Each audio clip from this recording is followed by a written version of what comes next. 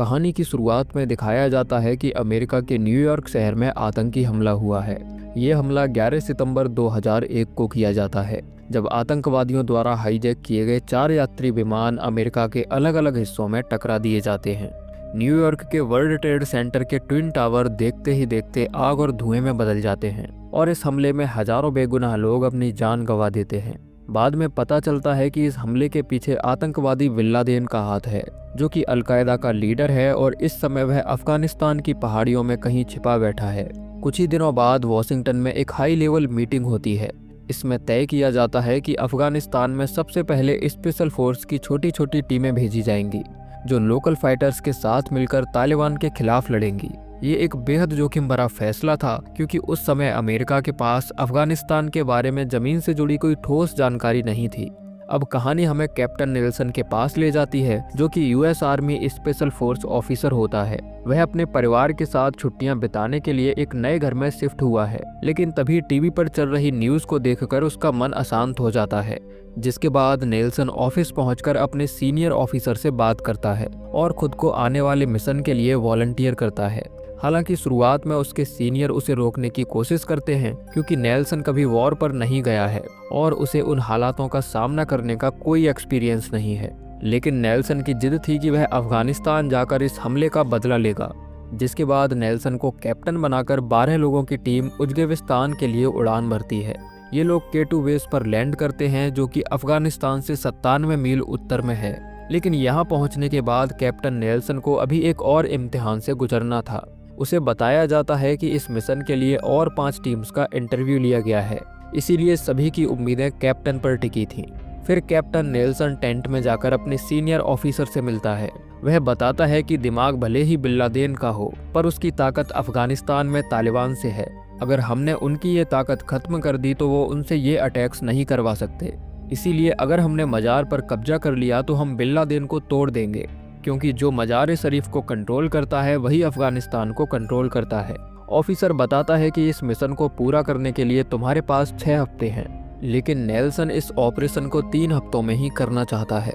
वह कहता है कि बर्फ गिरने से यहाँ के रास्ते मिड नवंबर तक बंद हो जाते हैं। अगले 3 हफ्तों में हम मजार शरीफ तक नहीं जा सकते। वहाँ बर्फ गिरेगी, तालिबानी धावा बोलेंगे और मेरे आदमी घर नहीं आ पाएंगे। इस इंटरव्यू के बाद नेल्सन और उसकी 11 लोगों की टीम को इस मिशन के लिए चुन लिया जाता है। तभी उसका सीनियर ऑफिसर उसे मेटल का एक टुकड़ा देता है जो टावर से था। वह कहता है कि सबसे जरूरी चीज जो आदमी जंग में अपने साथ ले जा सकता है वो है उसकी वजह। इसके बाद नेल्सन को टीम लीडर बनाकर उसे 12 सैनिकों की एक छोटी टीम दी जाती है। इस टीम में हर सैनिक अनुभवी होता है। कोई कम्युनिकेशन एक्सपर्ट है, कोई मेडिकल ऑफिसर है, तो कोई वेपन स्पेशलिस्ट है। ये सभी लोग पहले भी कई खतरनाक मिशन पूरे कर चुके होते हैं, लेकिन अफगानिस्तान उनके लिए भी अनजान था। मिशन का मकसद साफ था, अफगानिस्तान जाकर तालिबान के खिलाफ लड़ रहे नॉर्दर्न अलायंस के लीडर जनरल दोस्तुम से संपर्क करना और उसके साथ मिलकर तालिबान को पीछे धकेलना। लेकिन ये मिशन जितना सुनने में आसान लगता है, असल में उतना ही जानलेवा था, क्योंकि अफगानिस्तान की जमीन पहाड़ों से भरी हुई थी। वहाँ ना सड़कें थी, ना ही सही मैप्स और ना ही किसी तरह की गारंटी कि लोकल फोर्स अमेरिकियों पर भरोसा करेगी। अब रात के अंधेरे में नेल्सन और उसकी टीम उड़ान भरती है और हेलीकॉप्टर के जरिए इन्हें अफगानिस्तान में लैंड कर दिया जाता है। हेलीकॉप्टर के जाते ही उन्हें एहसास हो जाता है कि अब वे पूरी तरह अकेले हैं। तभी ये लोग 2 हथियारबंद आदमियों को अपनी तरफ आता देखते हैं और नजदीक आने पर उन दोनों को पकड़ लिया जाता है। फिर बाद में पता चलता है कि ये लोग उन्हें लेने आए हैं। दरअसल ये सब दोस्तुम के लोग हैं जो नॉर्दर्न अलायंस के लिए लड़ रहे हैं। जिसके बाद नेल्सन और उसकी टीम इन लोगों के साथ रात भर पैदल चलती है और अगली सुबह ये सब आउटपोस्ट पहुंचते हैं, जिसे अफगानी अपनी भाषा में अलामो कहते हैं। ये जगह मजार शरीफ से 34 मील उत्तर में है। यहाँ इनकी मुलाकात एक CIA एजेंट से होती है, जो बताता है कि नॉर्दर्न अलायंस में 3 गुट हैं, जनरल दोस्तुम, जनरल अटा और जनरल मोहकिक। ये सब आपस में दुश्मन हैं, लेकिन जनरल दोस्तुम तालिबान से नफरत करता है और तालिबान उससे। अब नेल्सन और उसकी टीम 2 दिनों तक यहाँ दोस्तुम के आने का इंतजार करती है। तभी अचानक गोलियों के चलने की आवाज सुनाई पड़ती है और पता चलता है कि दोस्तुम अपने काफिले के साथ यहाँ पहुँच चुका है। जनरल दोस्तुम से मिलकर पता चलता है कि वह एक सख्त, जिद्दी और तेज दिमाग किस्म का इंसान है। उसे कई भाषाएं बोलना आती हैं, लेकिन वह अमेरिकियों पर कुछ खास भरोसा नहीं करता, कैप्टन नेल्सन जानता था कि इस ऑपरेशन को पूरा करने के लिए दोस्तुम का भरोसा जीतना बेहद जरूरी है। वह उसे खुश करने के लिए घोड़ों का खाना और शराब देता है और कहता है कि हमें तालिबान तक ले चलो। पर दोस्तुम का भरोसा जीतना आसान नहीं था। पहले वह कैप्टन को आजमाना चाहता है कि उसमें कितना दम है। वह कहता है कि मेरे पास 6 घोड़े हैं और तुम 12 हो। अब तुम खुद ही डिसाइड कर लो कि तालिबान से लड़ने कौन जाएगा। अब ना चाहते हुए भी नेल्सन को अपनी टीम 2 ग्रुप्स में बांटनी पड़ती है। वह अपने 6 साथियों को यहीं रुकने के ऑर्डर्स देता है और बाकी 5 के साथ पहाड़ी के ऊपर चढ़ने का फैसला करता है। लेकिन मुसीबत ये थी कि आगे का सफर इन्हें घोड़ों पर बैठकर ही तय करना होगा, क्योंकि रास्ता बेहद पथरीला होने के कारण व्हीकल्स वहां नहीं जा पाते। इसीलिए कैप्टन और उसकी टीम घुड़सवारी करते हुए आगे बढ़ती है। फिर अगले सीन में अफगानिस्तान का एक गांव दिखाया जाता है जो तालिबान के कब्जे में है। यहाँ का लीडर मुल्ला रजान है जो शरिया कानून का समर्थक है और यदि कोई कानून तोड़ता है तो उसे सजाए मौत दी जाती है। उसने एक परिवार को बंदी बना रखा है जो अपनी बेटियों को मॉडर्न शिक्षा दे रहा था और इस जुर्म के लिए वह उन बच्चियों की मां को सरेआम गोली मार देता है, क्योंकि यहाँ 8 साल से बड़ी किसी भी लड़की को पढ़ने की इजाजत नहीं है। वहीं नेल्सन और उसकी टीम कई घंटे चलने के बाद कोवा की केप्स नाम की जगह पहुंचती है और तभी दोस्तुम बताता है कि आज रात हम यहीं रुकेंगे और कल सुबह तालिबानियों को मारेंगे। फिर अगली सुबह दोस्तुम अमेरिकन को तालिबानियों के अड्डे पर लेकर जाता है, लेकिन ये जगह काफी दूर थी और सही कोऑर्डिनेट्स पता करने के लिए नेल्सन को करीब जाना होगा। लेकिन दोस्तुम आगे जाने से मना करता है और कहता है कि अगर तुम में से किसी एक को भी खरोंच आई तो मेरे 500 आदमी मरेंगे, क्योंकि अगर एक भी अमेरिकन मारा गया तो तुम्हारी सरकार पीछे हट जाएगी और हम जंग हार जाएंगे। इसीलिए वह मैप में तालिबानियों का ठिकाना मार्क करता है, जिसके बाद नेल्सन आसमान में उड़ रहे बॉम्बर प्लेन को कोऑर्डिनेट्स बताकर बम गिराने के लिए कहता है। लेकिन ये बम सही ठिकाने पर ना गिरने के कारण सभी तालिबानी बच जाते हैं, जिसके बाद नेल्सन सही कोऑर्डिनेट्स पता करने के लिए घोड़े पर बैठकर आगे जाता है। लेकिन अब सभी तालिबानी अलर्ट हो चुके थे और इससे पहले कि नेल्सन सही कोऑर्डिनेट्स बता पाता, तालिबानी इन पर पलटवार कर देते हैं। नेल्सन और उसकी टीम भी डटकर सामना करती है और बहुत से तालिबानियों को मार गिराया जाता है, लेकिन उनकी तादाद बहुत ज्यादा थी और वे लगातार नजदीक आते जा रहे थे। इसीलिए नेल्सन को अपने साथियों के साथ पीछे हटना पड़ता है। तभी नए कोऑर्डिनेट्स मिलने के बाद बॉम्बर प्लेन दोबारा से बॉम्ब गिराता है और इस बार सही जगह धमाका होने के कारण बहुत से तालिबानी मारे जाते हैं। फिर बाद में पता चलता है कि ये एक ड्रिल रिहर्सल थी। दरअसल दोस्तुम पक्का करना चाहता था कि अमेरिकी सच में उसके साथ हैं या उसके खिलाफ। अब उसका भरोसा जीतने के बाद सभी सैनिक वापस कैंप में आ जाते हैं। वहीं जब अमेरिकी जहाज पैरासूट्स के जरिए खाना और बाकी जरूरी चीजों को भेजते हैं तो उनमें से आधे से ज्यादा सामान गांव के लोगों द्वारा लूट लिया जाता है और बाद में गांव के लोग उन्हीं का सामान उन्हें ही ऊंचे दामों में बेचने की कोशिश करते हैं। तभी बेन स्पेंसर से कहता है कि ये छोटा लड़का बाथरूम जाते वक्त भी मेरा पीछा नहीं छोड़ता और हर समय मेरे पीछे घूमता रहता है। स्पेंसर उसे बताता है कि ये हमारी रखवाली कर रहे हैं। अगर हम में से यहाँ कोई मारा जाता है तो जो जिम्मेदार होगा दोस्तुम उसे और उसकी फैमिली को मार देगा और इस बच्चे को तुम्हारी ड्यूटी मिली है। जिसके बाद बेन नजीब के साथ अच्छे से पेश आता है और उसे खाने के लिए लॉलीपॉप देता है। अब इनका अगला पड़ाव वेस्टम था, जो कि मजार शरीफ पहुंचने का एकमात्र रास्ता है। लेकिन नेल्सन के सीनियर ऑफिसर को उस पर भरोसा नहीं था, इसीलिए वह एक और टुकड़ी को अफगानिस्तान भेजने का फैसला करता है। वहीं नेल्सन अपनी टीम और नॉर्दर्न अलायंस के साथ लगातार आगे बढ़ रहा था। वह एक बार फिर तालिबान के कब्जे वाले इलाके में बमबारी करवाता है, जिसमें बहुत से तालिबानी लड़ाके मारे जाते हैं। जिसके बाद दोस्तुम हमला करने के लिए अपने आदमियों के साथ आगे बढ़ता है, लेकिन वह नेल्सन और उसकी टीम को यहीं रुकने के लिए कहता है। जब मुल्ला रजाक देखता है कि उसके लोग सरेंडर कर रहे हैं तो वह खुद ही उन्हें गोली मार देता है। तभी यहाँ कुछ टैंक्स आ जाते हैं जिनके बारे में दोस्तुम नहीं जानता था। फिर नेल्सन धमाका करने के लिए एक बार फिर बॉम्बर प्लेन से संपर्क करता है, लेकिन प्लेन का फ्यूल खत्म होने के कारण इन्हें एयर सपोर्ट नहीं मिल पाता। जब नेल्सन देखता है कि दोस्तुम के लोग मारे जा रहे हैं तो वह उन्हें बचाने के लिए निकल पड़ता है। ये लोग तालिबानियों का डटकर सामना करते हैं, लेकिन एयर सपोर्ट ना होने की वजह से इन्हें अपनी जान बचाकर वापस भागना पड़ता है। अब बेस पर आकर घायल सैनिकों का इलाज किया जाता है, लेकिन तालिबानियों के हमले में दोस्तुम के बहुत से आदमी मारे जाते हैं। फिर नेल्सन सवाल करता है कि हम टैंक्स के सामने घोड़ों से नहीं लड़ सकते। अगर तुम हमारे साथ सही इन्फॉर्मेशन शेयर नहीं करोगे तो जंग जीतना पॉसिबल नहीं है। जिसके बाद दोस्तुम उसे एक नक्शा दिखाता है और बताता है कि वो अपने हथियार टियांगी गैप से ले जाते हैं, लेकिन यहाँ कुछ भी नहीं है, न पानी, न रास्ता, न छांव, और मजार शरीफ तक जाने का केवल यही एक रास्ता है। इसीलिए पहले तालिबान को हमें वेस्टम में हराना होगा।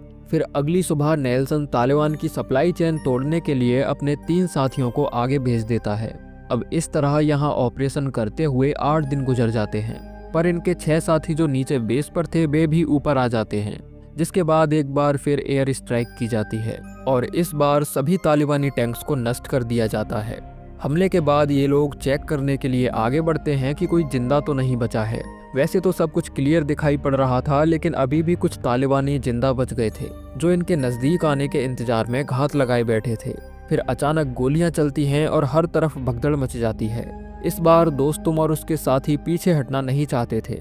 वे डटकर तालिबान का सामना करते हैं और साथ ही उन्हें नेल्सन और उसकी टीम का सपोर्ट भी मिलता है। तभी दोस्तुम आरपीजी से हमला करके बचे हुए तालिबानियों को भी मार डालता है और इस जगह पर कब्जा करने में ये लोग कामयाब हो जाते हैं।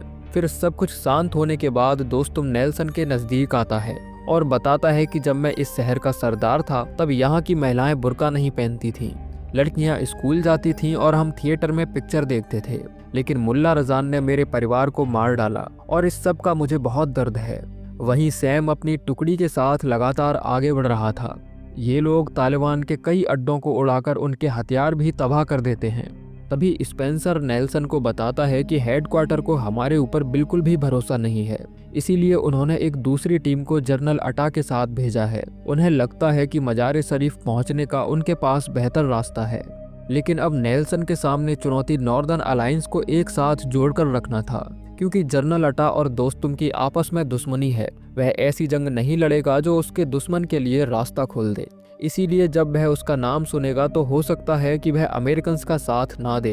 जब नेल्सन ये खबर जाकर दोस्तुम को देता है तो वह बिखर जाता है।